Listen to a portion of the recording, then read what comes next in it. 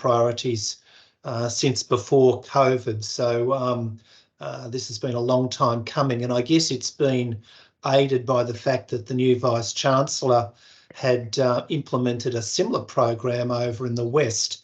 And I guess all of you would have jumped on the Academic Promotions website and seen Simon's little introduction, where he's outlined the concept behind an impact narrative driving our promotions system.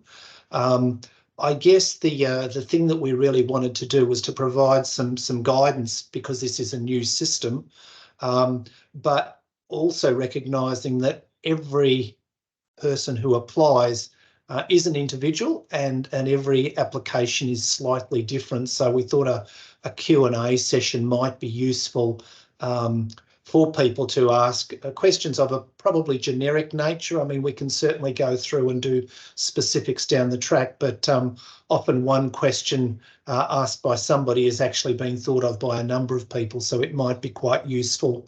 I think the other thing to remember here, and Jenny and I were just talking about it this morning, is that this is a new promotion system. The bar has not been lowered, but the gate has been widened. And I think that's really the way we would like to see this, that there are many diverse pathways into academia, and the requirements of academics have become more diversified as well. So we need to be able to recognise that within the promotion system.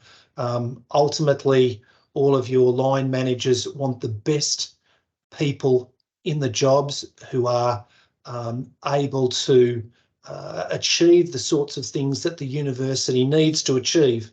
And I think Simon outlined a number of those at the forum. And certainly Jenny has provided us with some good guidance in terms of some of the areas in research that require additional focusing, I suppose. Now, we've got people from learning and teaching, research, and I can cover service and engagement. But I'm not sure, Simon, whether you wanted to say anything before we kicked off. Perhaps some of your experiences of maybe applicants at level E, as I think this is really targeting the level E cohort, whether you might like to give a couple of introductory comments. I can try, Stephen. I think as you pointed out, we're certainly not about reducing the quality bar that we would expect staff to pass through, but we are about ensuring that the wide diversity of backgrounds that people both come from, but also that the wide diversity of contributions they make to the university can be acknowledged and rewarded. What does that mean? Ultimately, the way I've always described what we're seeking to do, for any one of you on the call here who's seeking promotion, who, if you like, has a very standard academic profile, what we're asking won't be wildly different to what we would have asked in a previous process. And you'll have lots of evidence of grants received, papers published, students supervised, good teaching, contributions to leadership at the university.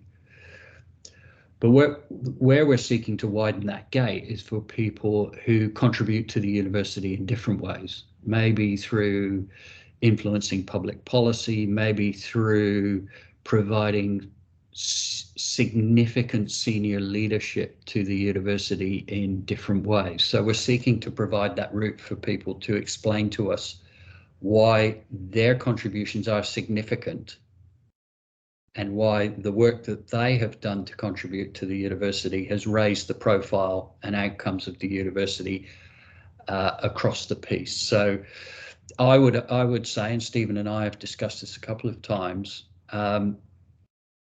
it's still more challenging for someone with a non-standard profile, and I can't really make any excuses for that. That is a reality. But why is it more challenging? It's more challenging because you'll have to create and craft a narrative argument with supporting evidence that will convince a panel of peers and experts that you're working at a level and consistently at a level which is appropriate for the academic level you seek to get promoted to. So naturally, in a university environment, in a university academic environment, we're all very comfortable with the concept of citations. We're very comfortable with the concept of high impact factor journals, etc. Those are things that, if you like, are easy proxies for quality.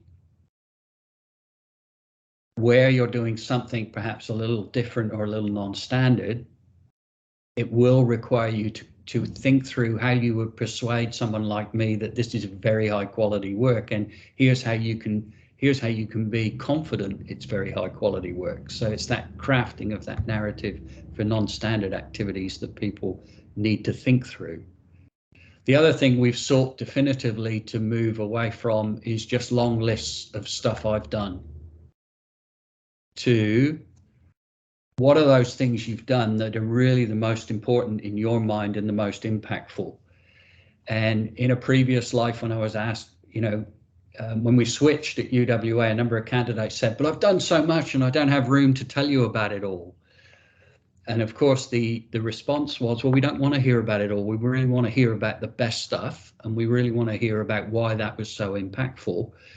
But if you've done a huge volume, you should be able to cover that off in 1 or 2 sentences. During the last 10 years, I've published 124 papers in peer-reviewed journals and received 5,000 citations. Okay, I know you've done a lot of work and it's good quality. That piece has covered off that. Now, what of that great volume of work is the most impactful and why? Likewise, Stephen and I have discussed frequently. I'm not very personally very content with people telling me they're members of a committee. Committee work is important, but I'm much more interested in what did you do as a leader on that committee? How have you used those roles to drive positive outcomes, either for your colleagues, for your university, in the outside world, but what have you led and driven that has generated positive outcomes? So I think an example I have used in the past, one of the candidates for promotion to level E at UWA made the point that they had been appointed as head of their discipline area. And upon being appointed to their discipline area, they had done an analysis of the quality of outcomes across the course portfolio in their discipline. And they had understood that they were an underperforming discipline on the basis of the outcomes of the course portfolio, and had then arranged for the education group to come in and provide coaching for the staff in the discipline. And then over the next 4 years, they'd seen the outcome, the number of failing units had declined year on year on year. So that was an example of someone taking on the role as head of discipline and doing something with it. So they didn't just say, I was head of discipline. They said, I was head of discipline and I did something, and here's a measurable outcome you can look at to see that my work has had an impact for the benefit of the university as well as for the benefit of students. Was that what you wanted me to talk about, Stephen? Exactly. Thanks, Simon. So I think the point, that we're all trying to do is the promotion system shouldn't be an additional task. It should actually be part and parcel of being an academic.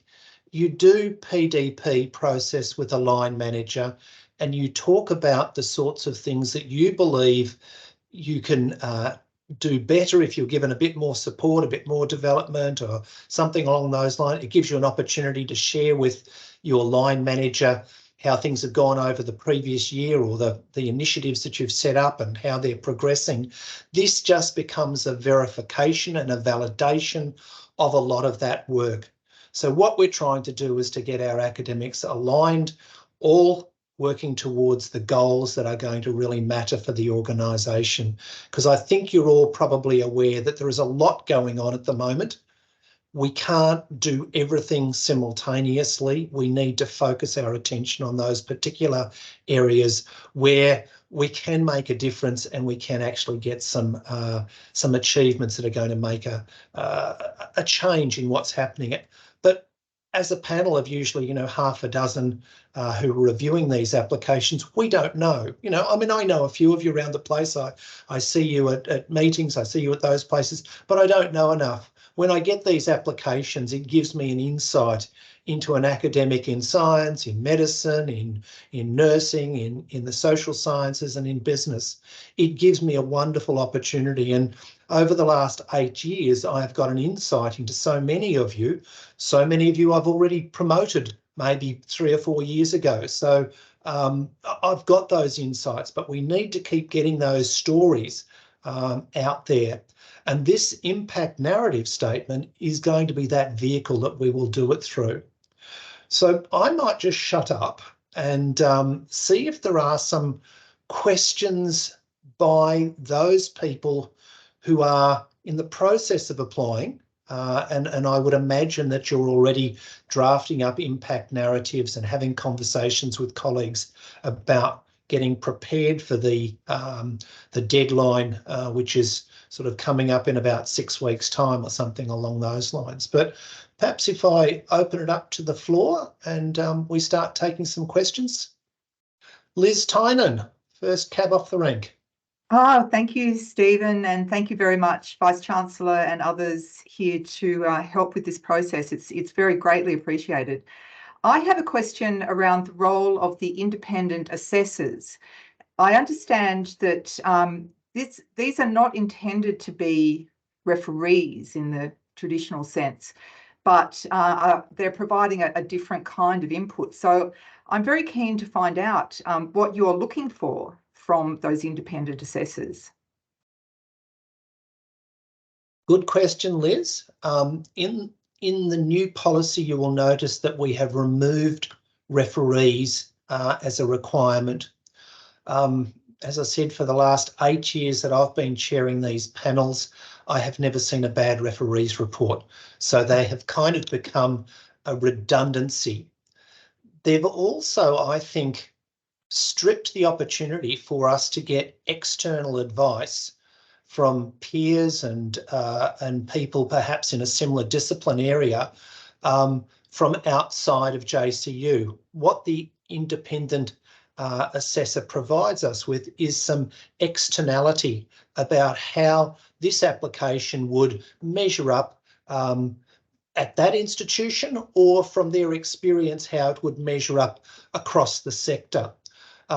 We are going to be relying on those to a greater extent than in the past. So what we would want them to be able to do is to be able to give some sort of advice about where this application would sit within a sector, but also it's often what's not said in the assessors' reports that can be incredibly telling. When we sit down and we read a kind of like an avoidance of going in and saying a particular thing, that often becomes quite a telling point as well.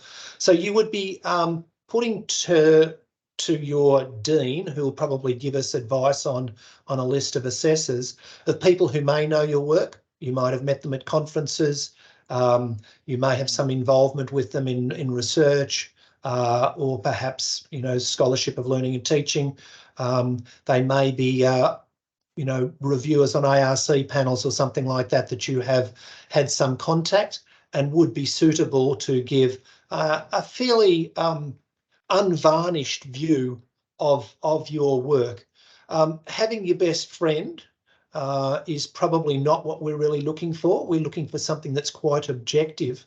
But I might also just hand it over to perhaps Jenny or Simon or Andrea, if you'd like to add some points about assessors. Yeah, I can jump in. Thanks, Stephen. So I've sat on a number of promotion panels and written recommendations or assessments as well for a range of different people and experiences. And I think sometimes what's difficult for the panel is to understand a particular discipline. So what are the norms in a particular discipline? What does it mean? So there are some disciplines, you know, whether the level of publication or the authorship order or other areas like that might be difficult for the panel to understand. What is the sort of ranking and then the idea of if you're a member of an international body, you know, how does that fit into your discipline? So I think sometimes what's useful for those independent assessors is to give us that insight so that you can look at areas which are a little bit outside the expertise of the panel members themselves.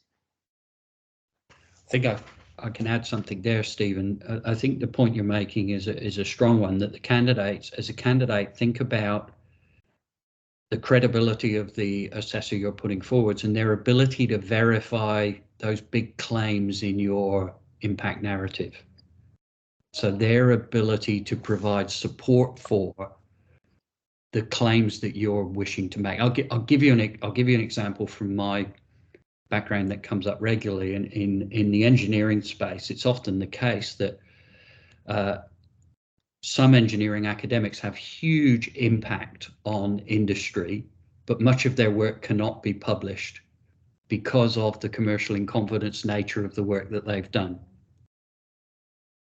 I had just such a case during my time elsewhere, and the candidate, on my advice, managed to get a letter from the vice president of production for a major company in Australia that pointed out the tens, if not hundreds of millions of dollars of value that this work had provided to the Australian economy over an extended period.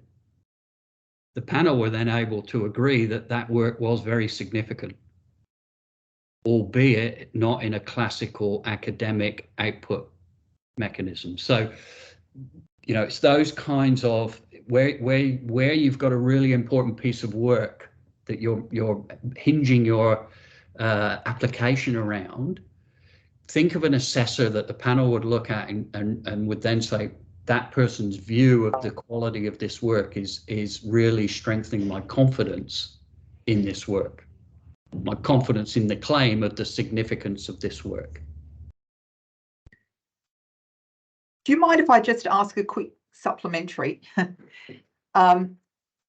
So is it then possible to put forward someone who is not actually an academic for this? That's exactly my point, Liz. Let's imagine you're someone who does a lot of consulting for the government, for example, and that's leading to changes in government policy, changes in national approach to things. You'd want someone who might be a permanent secretary to a minister, for example, who would be able to verify the fact that your work, you know, they've chosen you because of your eminent standing and expertise as an academic, and your work is having major impacts on the way Australia is approaching this problem. For example, you know, it's another example where, again, how would I be able to access that in a classical academic promotion? I wouldn't. But would I count it as insignificant work? I personally certainly would not, because it's a testament to your quality as a researcher and a provider of knowledge. And it's also raising the profile of the university with the government, for example, in positive ways. So would I count that as significant? Speaking personally, if I was sitting on the panel, I absolutely would. But you've chosen someone who can provide that strong support for that central claim. That's brilliant. Thank you. Good. I think Scott just mentioned, would it be possible to get the instructions that we send to the assessors? And I'm sure that Louise will have a kind of a draft narrative that we send out when those requests are made. That would be okay, Louise? Yeah, I was just typing a response to Scott. We send out the, historically, we've sent out the applicant's full application accompanied by a form, and that form is actually on the academic promotion website, and I'm just going to put the link in the chat. Yeah, and that's really the, I think the landing place that you all need to go to as you're preparing these applications, because it is a little bit different this time around. And we've all sort of put some work. There's my terrible voice narrating service and engagement with a terrible cold, which is an embarrassment to listen to. And I see Jenny and Tanya have got theirs up, and I think Andrea and you're doing one for learning and teaching, or is? Yes, we are. I am. Shireen might be doing, yeah, so that's still coming, I think. So that'll be another one that'll be sitting up there. And there's a few examples. I drafted up a sort of an example of an impact narrative. Now it's not it's not the perfect one, but it might give you a bit of an indication how you might start to craft a narrative that does exactly the way Simon was saying. It's not just claiming that you've done something, but it's the impact that it has, so that you kind of constantly reinforce why it is that you've done something and what impact it's had, and then you sort of move on to the next point. It's crucial to do those sorts of things. Other questions or comments?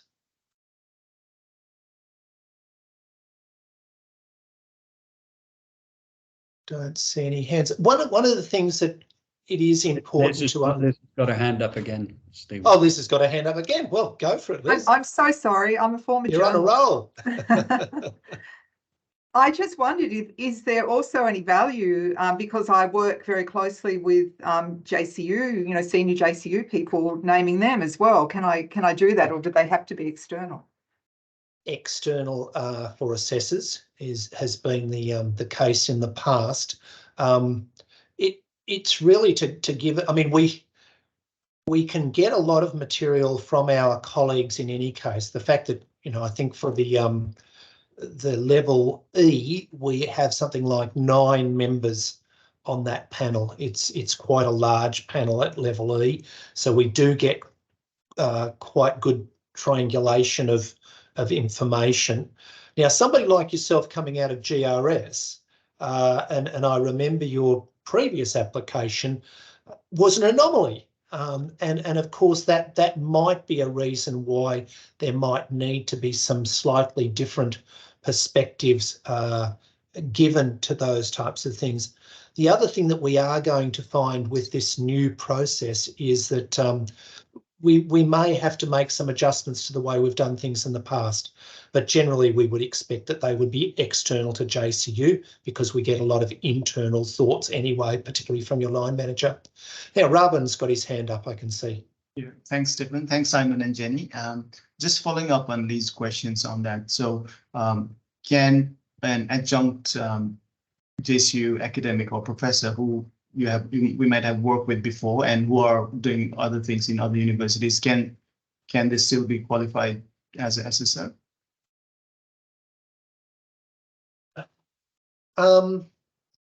Generally, we haven't used adjuncts in the past, Louise. However, if they hold a position at another institution, which is their principal role, I think it probably would add some value to it.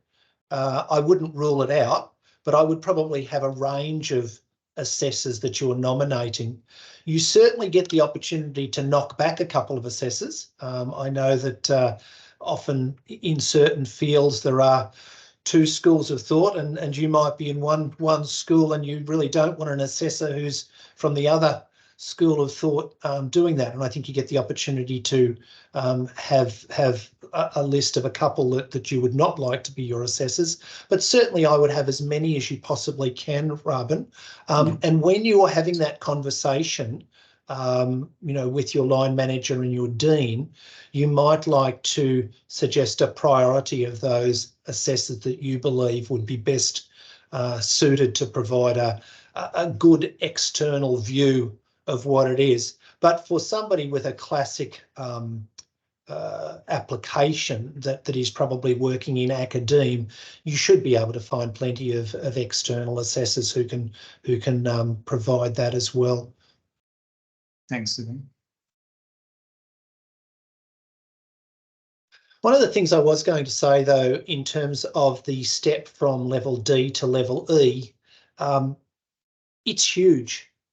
It is a really big step for many of you. And as I said, I actually seen your previous applications when you went from C's to D's.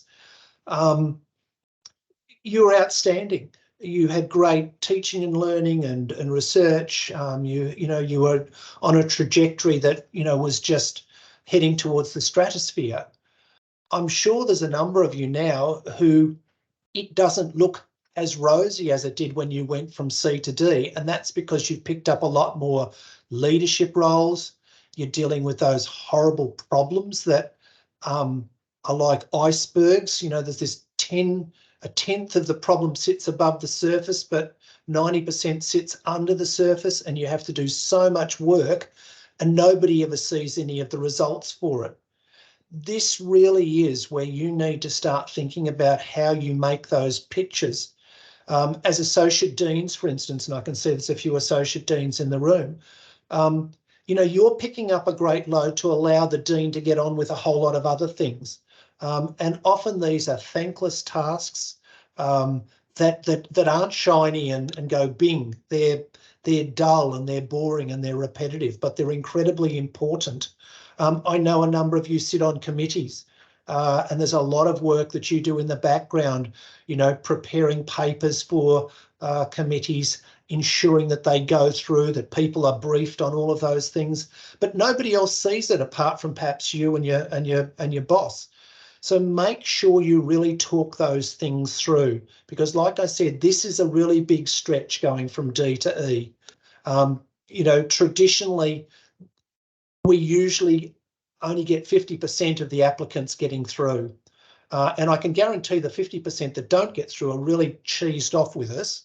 And it can be a really unpleasant feeling. So if you're going to make that effort, try and shore up as much support as you can from your college, from your discipline. Talk it over with colleagues. Sometimes 4 years isn't enough time to actually get that sustained performance at that leadership level. As Simon was saying, if you're going to take over a head of discipline area, it might take 4 years to identify the problem and start to initiate activities that are really going to not be seen for another couple of years. It shouldn't be seen as a race, academic promotion. It comes at the time when it's right. So sort of, I'm just trying to temper the enthusiasm for moving up quickly into those roles, because it doesn't always happen. There's a couple of routes into professorship. Jenny will kick me under the table if she could, because I said it this morning. The easiest is to go somewhere else and get promoted. I think the hardest is to actually do it within your own organisation, and that's a great tragedy. But hopefully this new promotion system is going to allow more of you to have the confidence to put your case forward for promotion. Can I make a comment, Stephen? Sure. So I guess the step from level D to level E is a large one, as you say, and it's about sustained leadership. So level E, being a professor, is not a reward for having worked hard. It's not a reward for having done lots of stuff. It's a reward for showing leadership, and it's about, in many ways, it's about the future. So it's not just about what you've achieved, but it's about the promise of what you can do for JCU into the future, given what you've achieved as a leader already. So why should JCU invest in you as a level E? This is what you've demonstrated so far. This is the leadership you've shown. This is where you've been able to get runs on the board and impact. And so therefore we can move in this direction because of the leadership that you can show into the future as well.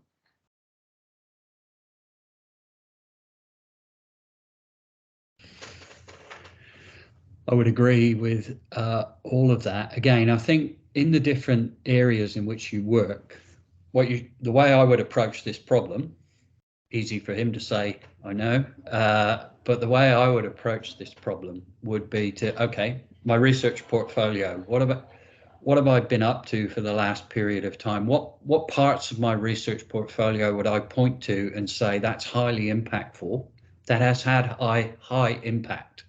And how will I explain to someone else the impact of that work? The impact could be in, changing the way the academy views a particular area, but how would I prove that? How do I convince someone? Because the more you can show the impact of what you do, the easier it will be for a panel to agree that you're having significant influence. So the easier, it's like any task, the more obvious you make it for me, the easier it is for me to agree with you.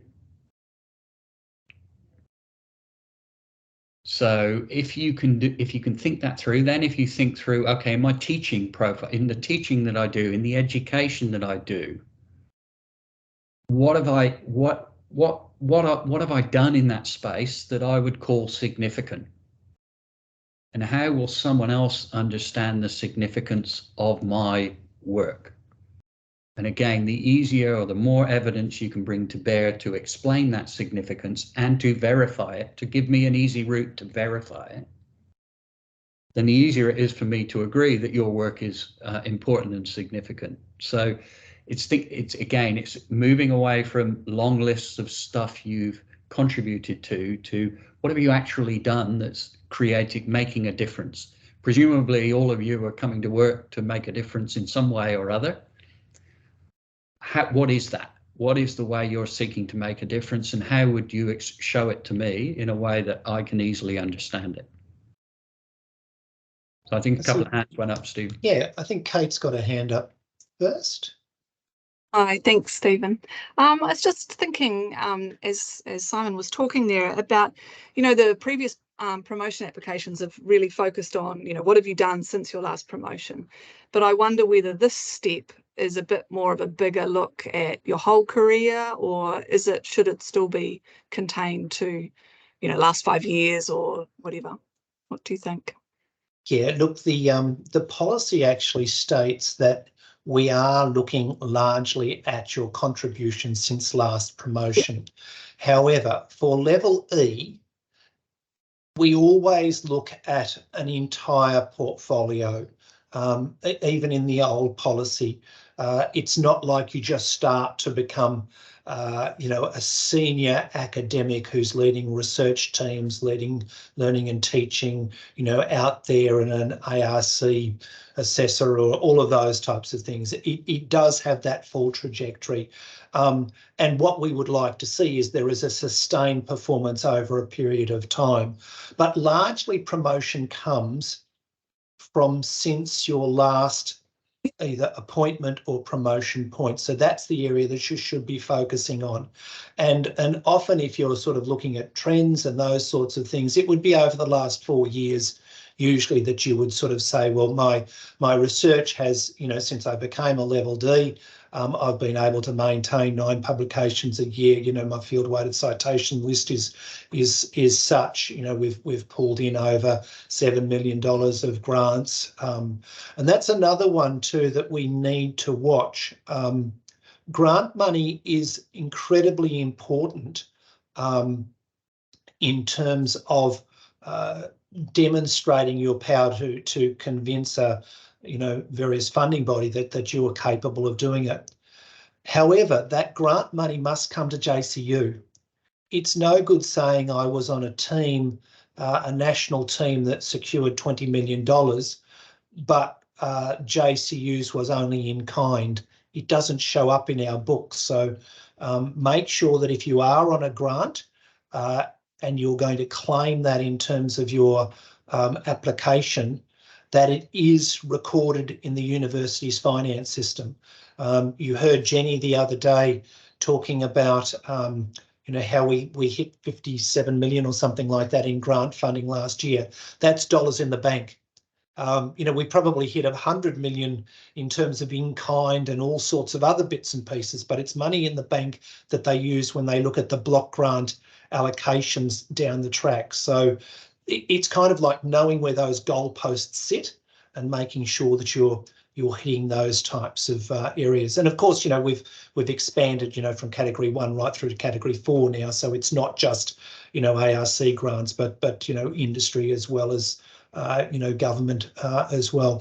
The other one that we often find in the level E is you talk about great achievements often within JCU. We're really expecting you to have national or international credibility as you move into that level E perspective, so that we can certainly see that your sphere of influence is beyond, your college or within the university. I mean, teaching grants and those things are fine, but getting a $10,000 teaching and learning grant in JCU isn't the same as being, giving a keynote in a international conference on AI or something like that. You've really got to start to see that we're stretching you, and we want that international focus where possible, or at least at national level. Do we have any other hands up? Yes, Louisa. Hello, Stephen, and thank you to you and Simon for your insights today. I guess I just wanted to pick up, my question is around the last couple of minutes of conversation there, I suppose, particularly building on Kate's comment there around, focus on your impact, particularly since last promotion. And I recognise broadly that the new procedures are supposed to, enable more non-traditional applicants to perhaps progress through promotion. So I suppose my query there, and hooking into your comment there, Stephen, that, we need to make national and international, have some national and international standing. If you're someone who has that non-traditional background, I suppose, particularly because you've been doing an awful lot of service and leadership, and ironically, when you're a balanced research, teaching, academic, doing a lot of the service and leadership, ironically, you get pulled off the teaching, so it's hard to demonstrate impact there. You have less capacity to do the research, so it's hard to show impact there, but you're doing an awful lot around that service and leadership and making impact in other ways. So when you're presenting yourself to the panel with that kind of background, I guess, is there an expectation? Yeah, I don't know what I'm asking exactly. Do you have to, I guess, be super shiny in your leadership and service to make up for the fact that, you haven't been in a position to demonstrate traditional kinds of impact because of the kind of work you've been called to do?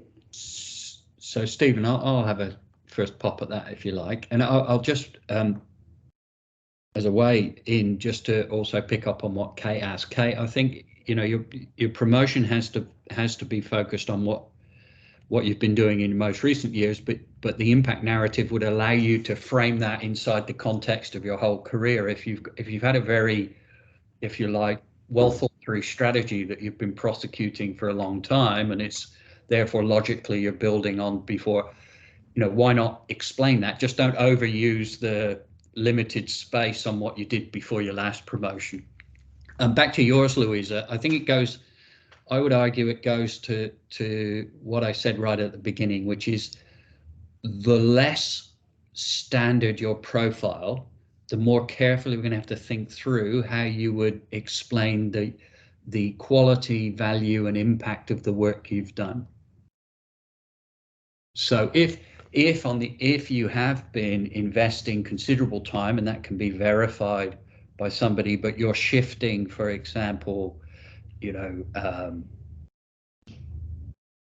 the whole approach we're taking as an organization to the education of undergraduates, for example, and you've done that over an extended period, and it's, was led by you, et cetera, is that an insignificant piece of work for JCU? Absolutely not. Is it impactful on, 10,000 students a year for the next decade? Absolutely. Would I consider that to be non-impactful? No. But it's not as easy a slam dunk as someone who's, won 3 major international prizes, presented at the United Nations, and done, self-evidently that's an easier thing for the panel to look at and go, okay, we get it, significant, high standing. So it's a harder ask still. I don't think we can make any apologies for that. that's the nature, because in the end, I suppose, you know, to be at a level E is to say at one level, if going all the way back, that I'm making very high, regularly and sustainably making high level intellectual leadership contributions. So it's how you demonstrate the intellectual leadership based on good scholarship or good research that needs to form the basis of any application, whether that application is, you know, focused on what's going on inside the whole university or whether it's outside. It still comes down to that core. Where's my intellectual leadership, and based upon, you know, good scholarship or good research that's helping me drive things forwards inside the university. I think, Louisa, too, the idea of having those conversations with your line manager and your dean are going to be absolutely crucial. The claims that you make obviously are not going to be in ORCID or in, you know, the JCU research portfolio. They're going to be outside of that, as Simon has said. So who's best placed to understand the contribution you've had to curriculum, to driving research with HDRs, to engaging the local community, to see JCU as the institution of preference to do education, or you know, it's the work that you've done with Singapore to enable them to run a new program that meets CPE requirements. All of those sorts of things I've got some insight into, and when I see those on a page, I could probably get it.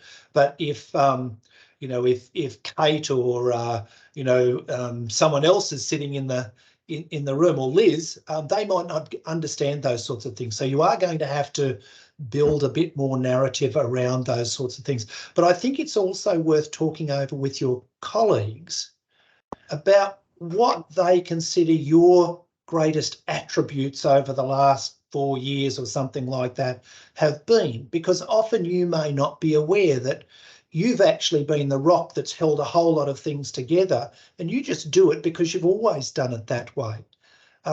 It's worth having those conversations to really understand what your contribution is. In fact, the whole nature of this new promotions system is us recognising where our strengths are and building upon it. It's really crucial that we throw support and investment and professional development and all of those things into making us stronger in the areas where we can be, and then backfilling the gaps with people who can do that without, you know, throwing enormous amounts of resources in behind them. So think about where your strengths are and tell us about them, and make sure that your line managers are able to verify that, so that it's just a natural point that people would see, yes, you know, Louisa has always done those sorts of things. You know, she steps up when the opportunity's there and makes a huge difference to, you know, covering the work of a whole lot of people. I know we've had the conversation that your research and your teaching can't be the same as it was when you were a level C. You've just got so many more responsibilities as a level D to take on board those types of things. No, that's really helpful. Thank you. And hopefully there are others that, you know, that might have benefited them too. So thanks. Well, I think as I look around the room, there are a number of people with a diverse portfolio who have certainly been working above and beyond the service areas in the institution. But in the past, there really hasn't been space within the application form to really capitalise on that. I think that's the other one, and I'm not sure, Kristen, you're in the room somewhere, aren't you? The rope side of things, you know, the relative to opportunity is a really crucial part that some people just sort of skip over. Do you want to just make a couple of comments about rope, Kristen? Yeah, sure. Thanks, Stephen. I think that the focus on this has increased over the years, and one of the drivers has been our gender equity agenda, just to make sure that for people who are applying for promotion, we're getting the full picture and the right information from them to enable us to do that and make an assessment appropriately. So the section on the new application form is expanded so that you can provide us any information which the panel would need to take into consideration when assessing your outputs or your impacts and those sorts of things. So whether it's you've had caring responsibilities, the impact of COVID is still very real for a lot of people because, during that period, perhaps caring responsibilities increased and therefore the opportunity to undertake research decreased. So what we're hoping to do with that section is to really just, as Stephen said previously, broaden out any possibility that there is some impacts to your ability to reach, whether it's research metrics or that would be expected at this level because you've been in a fractional capacity, for example, or you've been working part-time. And so yeah, that's basically what that section is for.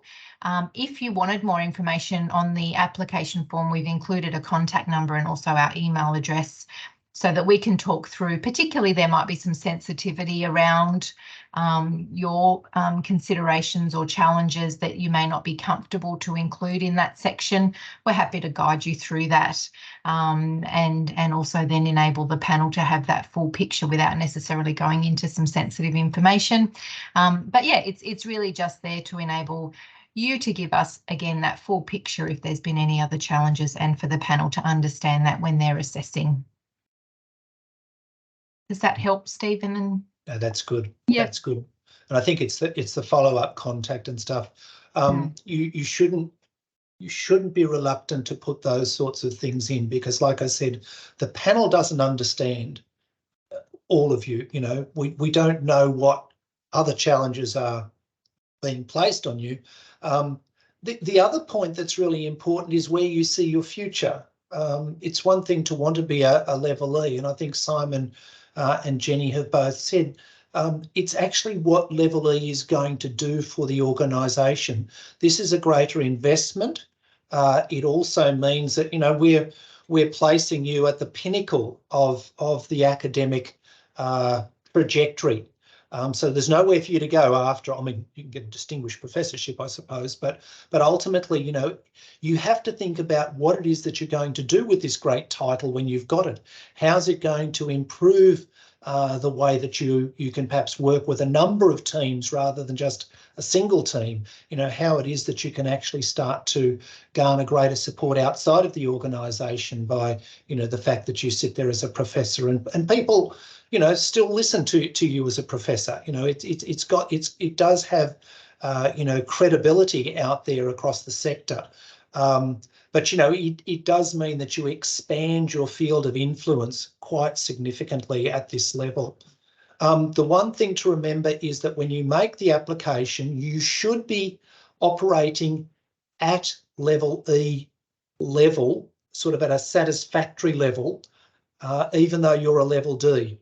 That's one of the ways that we evaluate, how you're going to go at that particular level. So it's certainly talking about the leadership that you're undertaking at the moment and how that would be commensurate. We've got a lot of those forms that are sort of matrices that sort of show, what a level D does and what a level E does. Try and gauge how you're performing at the moment as if you were a level E and demonstrating, that you're already at that particular level in terms of what your contribution has been, and then how it can actually be improved by having that validated, I suppose, and gaining the full promotion. The other thing to remember is once you've got it, unless you do something really bad, you got it forever. So, it's a big investment that we make when we turn you into a professor. So, it's a big step and you've got to think about that impact to give us the confidence. The applications that come in, usually they fall into 3 different categories. The ones that we all look at and nearly everybody on the panel says yes, it's a big tick. There's the ones that are definite no's, that they're just not ready. And then there's the ones in the middle which we spend an inordinate amount of time. agonising. Oh, are they there or are they not there? We really just want the really goods, and we don't want the really bads even in there at all, you know, the ones that are not ready. So make sure you have those conversations with your line manager. If you don't get support by your line manager and you believe that there is some bias or some personal issue, there is scope to go directly to the DVC. So that would be to Marcus Lane, and have your application evaluated to see whether it can be supported by the academy. But generally speaking, if you've got strong support by your line manager and your dean, that's a really good indication that you're on the right path. If you don't have support from them, I think you probably need to talk to some colleagues, talk around before you actually put that application in. Because if you don't get it this year, then it'll be another couple of years wait, and that it might just mean that hold off for another year and then put the application in. How are we going? Any other questions or comments? Now, I believe, Louise, you've recorded this. Is that right? So I guess it'll be posted up on the site. I don't think we've said anything that's going to make us liable, have we?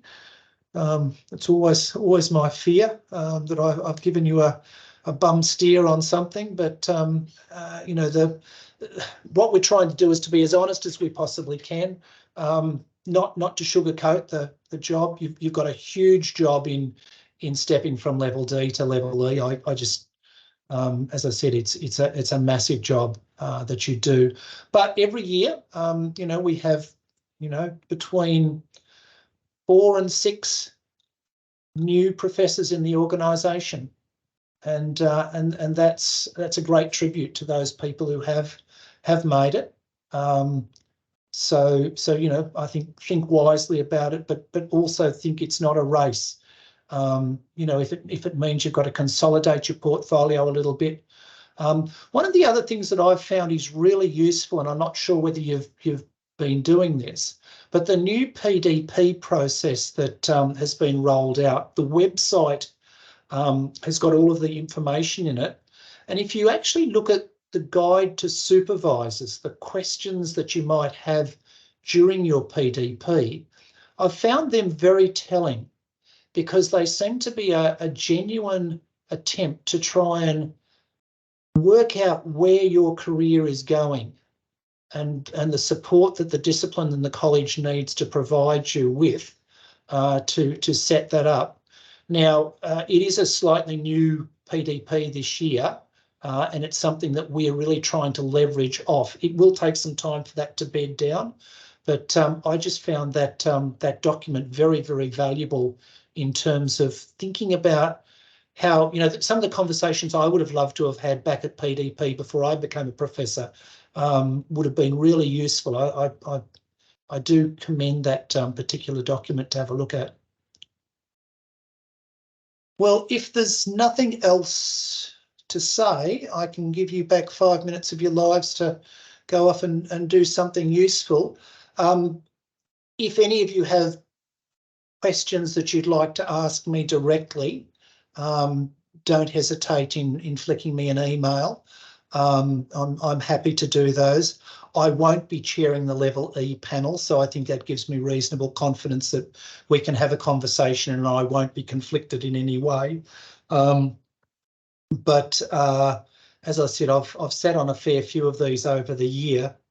I've seen the really good ones and the not so good ones, and I might be able to provide some advice in that. But as I said, the offer's there if you need it.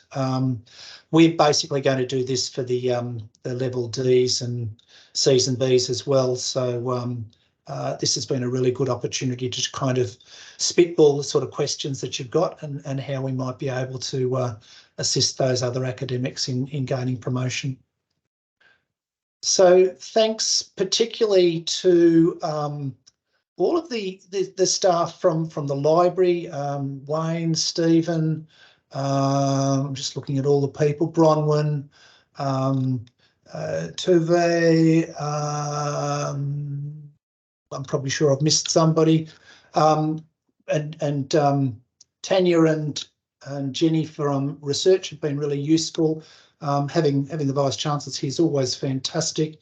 And I can see we've also got Shobha in a picture from Singapore, which has been really useful as well, because they do the same promotions system. And of course, Kristen and Louise, who have been the absolute backbone behind getting this up and running for this year's round. So thanks very much, and hopefully I'll see some of your applications later in the year. Cheers.